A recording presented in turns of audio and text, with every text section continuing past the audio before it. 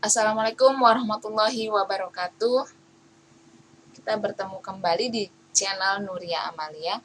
Pada kesempatan kali ini kita akan membahas jurnal khusus ya. Jadi jurnal khususnya nanti akan ada dua bagian. Bagian pertama yaitu jurnal pembelian dan jurnal pengeluaran kas. Nanti di video yang kedua, di bagian kedua itu akan ada jurnal penjualan dan jurnal penerimaan kas. Baik, akan kita mulai video pembelajaran kali ini tentang jurnal khusus, yaitu jurnal pembelian dan jurnal pengeluaran kas. Jurnal pembelian ini adalah salah satu jurnal khusus di dalam perusahaan dagang. Nah, fungsi dan definisinya untuk jurnal khusus sudah pernah kita bahas ya pada pertemuan Zoom. Kali ini kita akan langsung ke jurnal khusus yang pertama, yaitu jurnal pembelian. Jurnal pembelian yaitu jurnal yang digunakan untuk mencatat transaksi pembelian apapun. Apapun di sini berarti bisa barang dagang atau bukan barang dagang secara kredit. Jadi kalau kita lihat pengertiannya di sini adalah seperti yang ditayangkan di layar ya. Kata kuncinya itu adalah pada kata-kata pembelian kredit. Jadi ketika perusahaan dagang membeli apapun itu, yaitu bisa barang dagang, bisa bukan barang dagang, secara kredit artinya tidak tunai, maka akan kita catat di dalam jurnal pembelian. Nah, contoh transaksinya, kali ini kita akan belajar cara mencatat transaksi ke dalam jurnal khusus pembelian. Oke, ini adalah contoh transaksinya.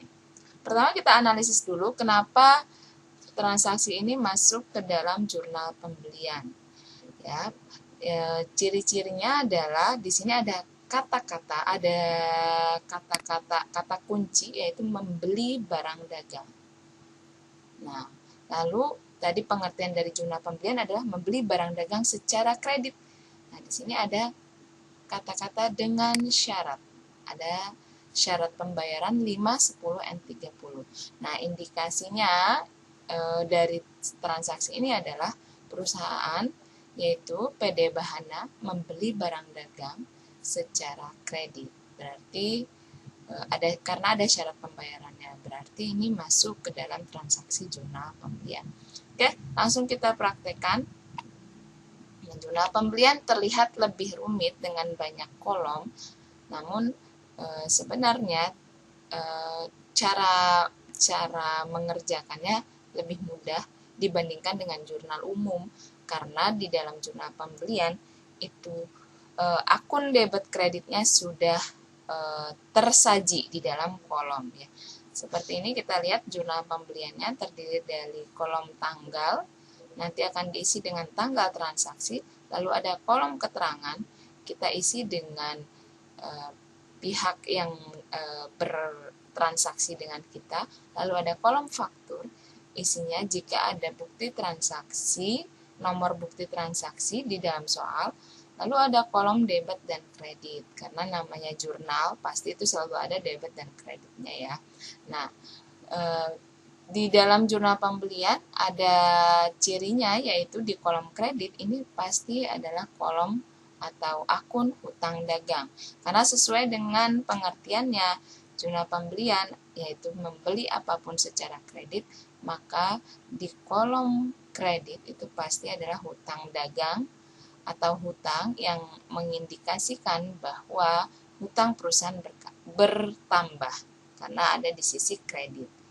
Ya, jadi beli apapun secara kredit kan berarti hutang perusahaan bertambah.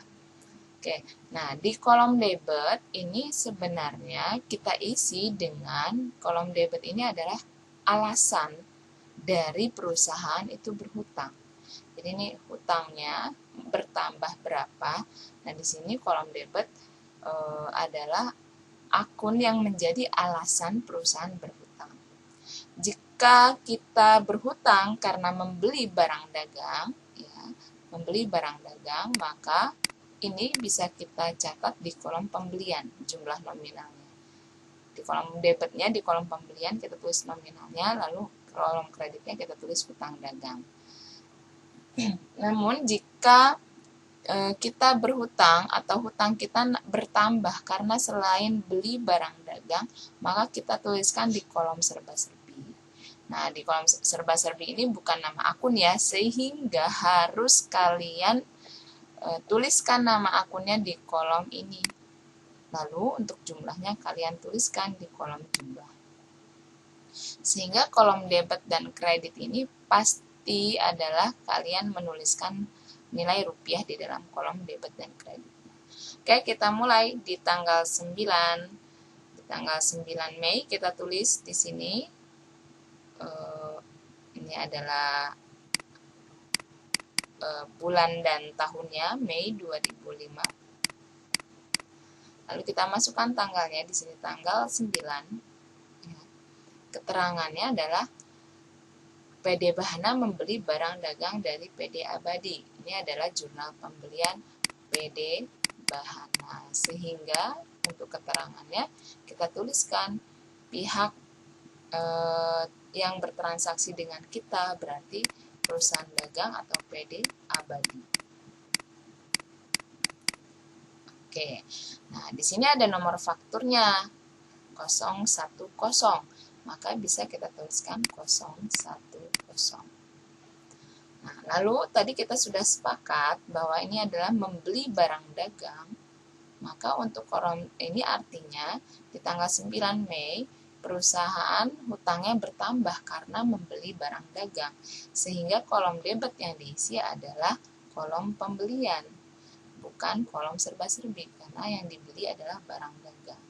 Tinggal kita masukkan nilai rupiahnya ke dalam kolom pembelian barang dagang. Kolom pembelian 5 juta. Berarti kolom serba-serbinya kita kosongkan. Nah, untuk kolom kreditnya sama, karena hutang kita bertambah sebesar barang dagang yang kita beli, sehingga kita tuliskan juga 5 juta. Maaf, ini tercoret ya. Oke, 5 juta. Oke, sekarang kita ke tanggal berikutnya. Tanggal 10 Mei, PD Bahana, nah ini kita adalah PD Bahana, membeli perlengkapan. Nah, ini yang dibeli adalah perlengkapan. Ada kata-kata secara kredit, sehingga wajar jika transaksi ini masuk ke jurnal pembelian, karena kita membeli sesuatu yaitu perlengkapan secara kredit sesuai dengan fungsi jurnal pembelian. Dari toko Pandawa 500.000. Nah, karena yang dibeli perlengkapan berarti nanti apakah masuk ke kolom pembelian akan kita lihat. Sekarang tanggalnya kita tuliskan 10 sesuai dengan soal. Lalu keterangannya kita tuliskan dengan toko Pandawa, pihak yang bertransaksi dengan kita. Fakturnya di sini disebutkan 016. Untuk hutang dagangnya, ini karena jurnal pembelian tadi dibeli secara kredit, hutang kita pasti bertambah 500.000. Nah, kolom debit adalah penjelasan dari kenapa hutang kita bertambah. Tapi hutang kita bertambah karena membeli perlengkapan, jadi bukan membeli barang dagang, sehingga di sini tidak usah kita isi kolomnya, tapi kita isi di kolom serba-serbi. Karena serba-serbi itu bukan akun, maka kita tuliskan nama akun perlengkapannya di kolom nama akun, tuliskan perlengkapan sebesar 500. Nah, sehingga selesailah jurnal pembelian kita. Sekarang kita akan ke jurnal pengeluaran kas. Nah, jurnal pengeluaran kas, ini jurnal khusus yang kedua nih ya, itu erat kaitannya dengan jurnal pembelian ya. Jadi makanya digabung pembahasannya, kita gabung dengan jurnal pembelian. Nah, dari namanya aja sudah terbayang di kepala kita bahwa jurnal pengeluaran kas itu kita isi ketika perusahaan mengalami pengurangan uang tunai atau perusahaan mengeluarkan uang tunai ketika kas perusahaan berkurang. Sehingga dari pengertiannya di sini sudah sangat jelas, tempat mencatat transaksi yang menyebabkan uang kas perusahaan berkurang. Jadi transaksi apapun yang menyebabkan kas perusahaan berkurang, uang tunai perusahaan berkurang, maka itu masuk atau tergolong transaksi yang harus masuk ke jurnal atau dicatat ke jurnal pengeluaran kas. Contohnya, kita membayar gaji karyawan atau pegawai, membayar listrik atau telepon, atau misalnya adanya penarikan prive oleh pemilik.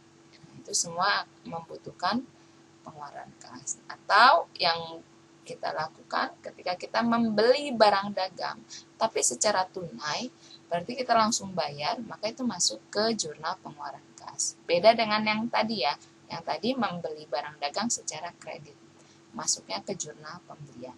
Oke, contoh transaksinya di sini sudah dituliskan, yaitu kita membeli sesuatu, barang dagang ataupun bukan barang dagang secara tunai, lalu kita melunasi hutang. Nah, kalau melunasi hutang udah pastikan kas perusahaan berkurang, maka masuk ke jurnal pengeluaran kas, lalu ada retur dari penjualan barang secara tunai.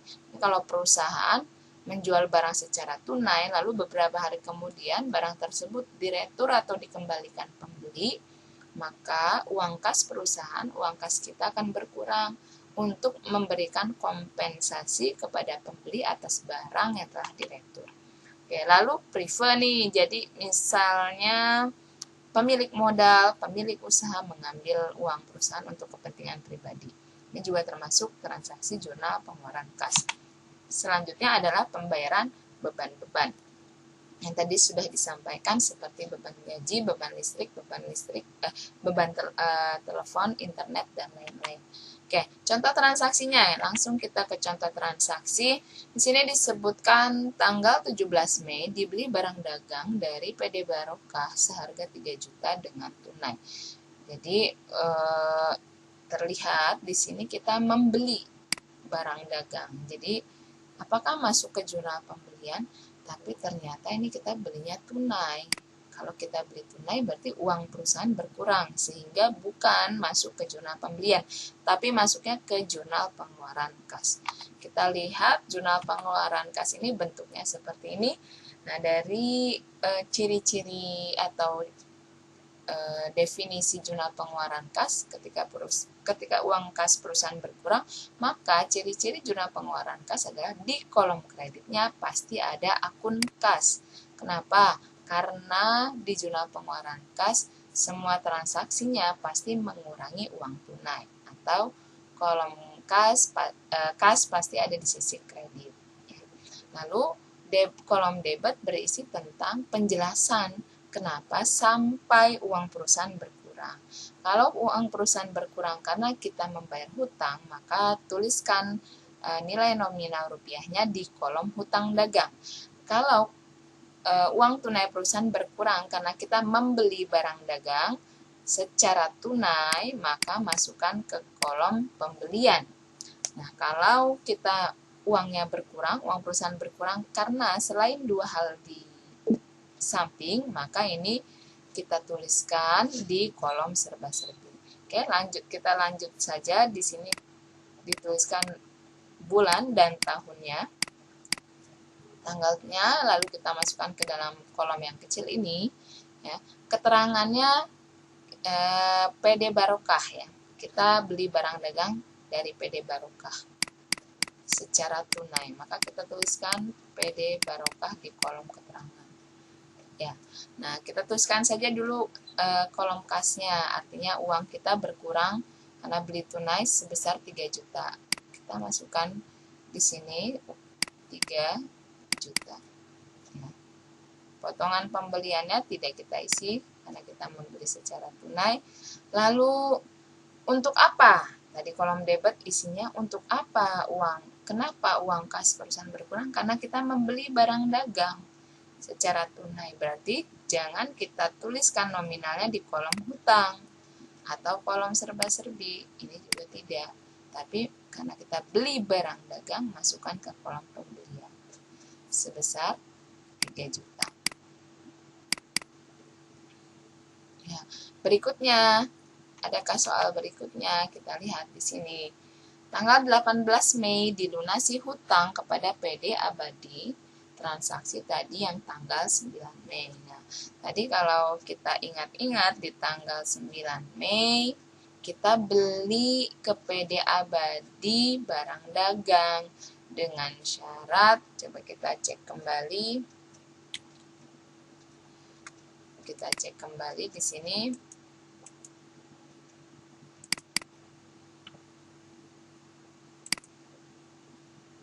Nah, di sini kita cek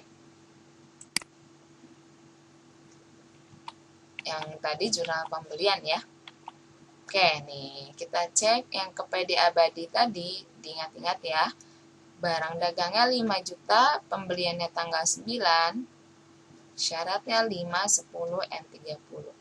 Jadi barang dagangnya 5 juta, syaratnya 5, 10, N30. 5, 10, N30 tanggal 9 Mei. Sekarang kita akan kembali ke jurnal pengeluaran yang tadi, jurnal pengeluaran kas tadi. Oke. Nah, di sini ya kita bayar transaksi yang di tanggal 9 Mei. Tanggal 9 Mei kita beli barang dagang 5 juta dengan syarat 5, 10, N30 ke PD Abadi. Lalu di tanggal 18 Mei kita lunasi nih barang dagang yang dibeli di tanggal 9. Dengan syarat yang seperti ini, kita bayarkan tanggal 18 Mei, maka kita berhak memperoleh potongan ketika membayar di tanggal 18. Potongannya adalah 5% dari 5 juta. Sehingga potongannya adalah 250.000. 250.000 ini adalah yang namanya potongan pembelian. Ya, karena kita dapat potongan 250.000, maka kita bayarnya bukan lagi 5 juta, tapi kita cukup membayar 4.750.000. Oke, kita buat jurnal pengeluaran kasnya. Kita tuliskan tanggalnya 18 dengan transaksinya dengan PD Abadi. Uang kita berkurangnya sebesar 4.750.000. Tuliskan saja di kolom kas terlebih dahulu, karena 250.000-nya ini adalah kita peroleh potongan, karena bayar lebih cepat. Kita letakkan di 250.000 di potongan pembelian. Ya. Lalu kolom debit tadi seperti yang tadi sudah kita bahas, ini isinya adalah penjelasan kenapa uang kita sampai berkurang. Karena bayar hutang, ya kan? Bukan karena beli barang, karena kan pembeliannya sudah kita catat di periode sebelumnya, di tanggal 9. Berarti cukup dituliskan kita bayar hutang yang besarnya 5 juta. Berarti di sini kita tuliskan 5 juta. Lalu ini kita coret, kenapa? Karena kita keluar uangnya bukan untuk beli barang dagang, tapi untuk bayar hutang, serba-serbi juga kita coret.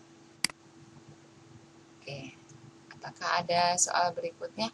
Nah, ada satu soal lagi di tanggal 20, bayar beban listrik. Berarti uang perusahaan berkurang sebesar 250.000. Di tanggal 20, kenapa? Karena bayar listrik.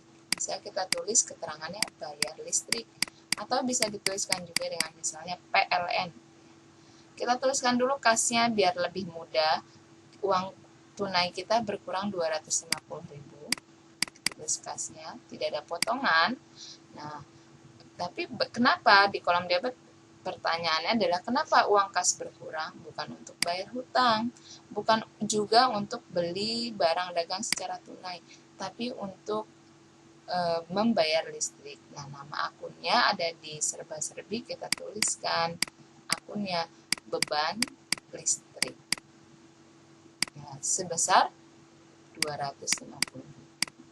Ya, maka selesailah jurnal pengeluaran kas kita, di mana nanti jumlah debit pasti akan sama dengan kredit, sehingga konsep jurnalnya tetap terjaga. Oke, sekian pembahasan kita tentang jurnal pembelian dan jurnal pengeluaran kas. Sampai ketemu di video yang kedua.